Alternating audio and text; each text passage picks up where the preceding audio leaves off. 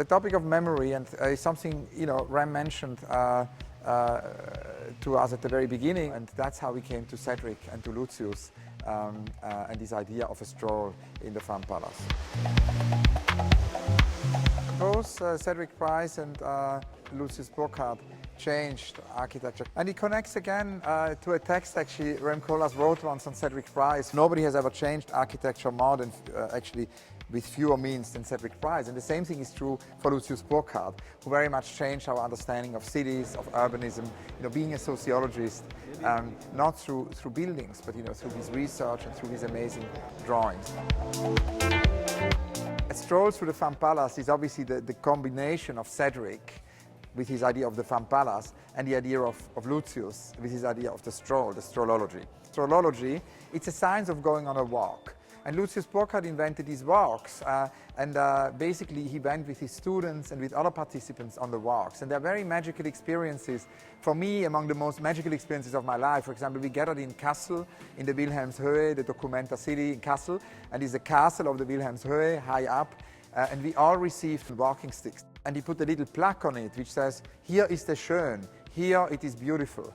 And so wherever you are is perspectivism. Wherever you put the walking stick in is beautiful. But little by little, entering the city, it was very, very strange to suddenly have the walking stick on the urban, sort of surfaces, and then be on the intercity train, getting to the airport, where we had to check in the walking stick. What is the amazing thing about Lucius Burckhardt is that not only did he invent these walks, but he actually managed to make it an academic discipline. In Kassel in Germany, they installed the Strollology in the university. And the Fan Palace is very much an unrealized project for a pluridisciplinary art institution for the 21st century. Cedric wanted it to be an institution which has a limited lifespan. All functions, could be hang in. It would permanently change. Everything would in this sense be flexible. There would be fast lanes and slow lanes. And it's obviously also interesting that, Cedric Price taught at the AA and was, the teacher of Rem Koolhaas and also Zaha Hadid and many, many others. So this idea also connects it again, to the overall Biennale here of Rem Koolhaas in 2014.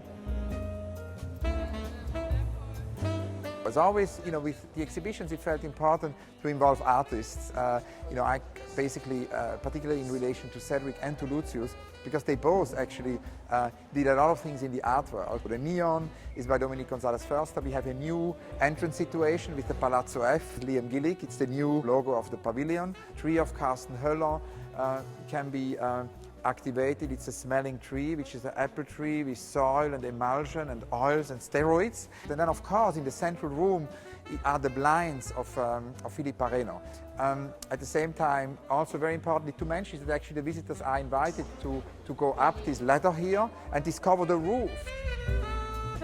We are working with students who are here inhabiting the pavilion all summer, and under the direction also of Tino Segal and Asad Raza, who develop a choreography for the show.